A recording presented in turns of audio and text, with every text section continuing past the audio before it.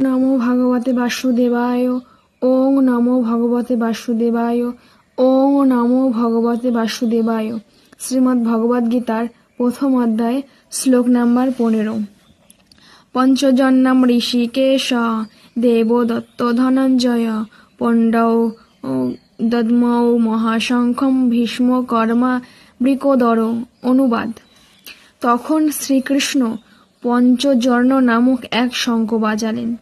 অর্জুন বাজালেন তার দেবদত্ত নামক শঙ্খ, এবং বিপুল ভোজনপ্রিয় ভীমকর্ম ভীমসেন বাজালেন পণ্ডৌ নামক তার ভয়ঙ্কর শঙ্খ।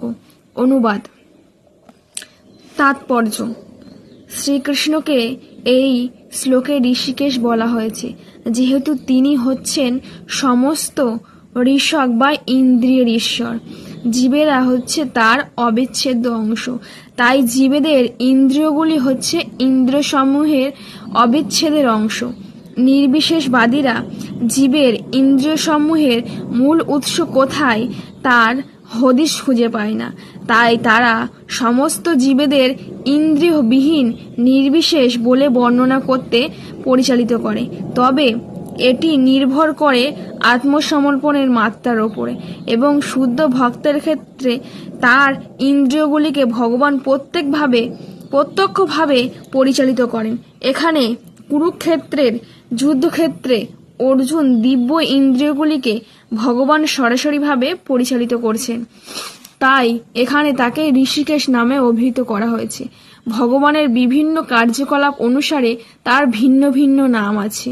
যেমন মধু নামক দানবকে সংহার করার জন্য তার নাম মধুসূদন, গাভীয় ইন্দ্রিয়গুলিকে আনন্দ দান করবার জন্য তার নাম গোবিন্দ, বাসুদেব পুত্র রূপে অবতীর্ণ হয়েছেন বলে তার নাম বাসুদেব, দেবকীর সন্তান রূপে অবতীর্ণ হয়েছিলেন বলে তার নাম দেবকী নন্দন, বৃন্দাবনে যশোদার সন্তান রূপে তিনি বাল্যলীলা প্রদর্শন করেন বলে তার নাম যশোদা নন্দন, এবং সখা অর্জুনের রথের সারথি হয়েছিলেন বলে তার নাম পার্থ সারথি। সেই রকম কুরুক্ষেত্রের রণাঙ্গনে অর্জুনকে পরিচালিত করেছিলেন বলে তার নাম ঋষিকেশ।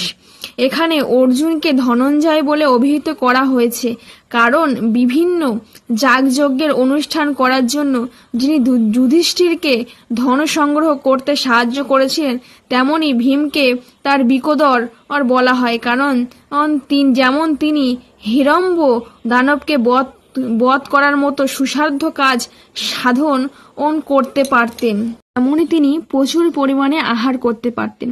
সুতরাং পাণ্ডব পক্ষের ভগবান শ্রীকৃষ্ণ সহ বিভিন্ন ব্যক্তিরা যখন তাদের বিশেষ ধরনের শঙ্খ বাজালেন, সেই দিব্য শঙ্খধ্বনি তাদের সৈন্যদের অন্তরে অনুপ্রেরণা সঞ্চার করে। পক্ষান্তরে কৌরব পক্ষের আমরা কোনো রকম শুভ লক্ষণ ইঙ্গিত পাই না। সেই পক্ষে পরম নিয়ন্তা ভগবান নেই, তাই সৌভাগ্য ও লক্ষ্মী দেবী অধিষ্ঠাত্রীও সেখানে ছিলেন না। অতএব তাদের পক্ষে যুদ্ধ জয়ের কোনো আশাই ছিল না, তা পূর্বেই নির্ধারিত ছিল। যুদ্ধের শুরুতেই শঙ্খধ্বনির মাধ্যমে সেই বার্তা ঘোষিত হলেন। দেখুন, ভগবান হচ্ছেন ইন্দ্রিয়ের ঈশ্বর। তিনি তার একটা মাত্র ইন্দ্রিয়ে সমস্ত ইন্দ্রিয়ের কাজ করতে পারে। আর অনেকেই ভগবানের গোপীদের সাথে লীলাবিলাস করাকে তারা বলেন যে ভগবান ভোগ করতে চেয়েছিলেন। ভগবানের অংশ তারা। ভগবান যদি তার হাতটাকে নিয়ে নাড়বেন না, সেই হাতে খাবেন, সেটা ভগবানের ইচ্ছা, ভগবানের অংশ। ভগবান কোনোদিনও ভোগ করার জন্য কোনো কিছু করে না। তো হরে কৃষ্ণ। ভিডিওটা ভালো লাগলে কমেন্ট করবেন, লাইক করবেন, পারলে শেয়ার করে দেবেন।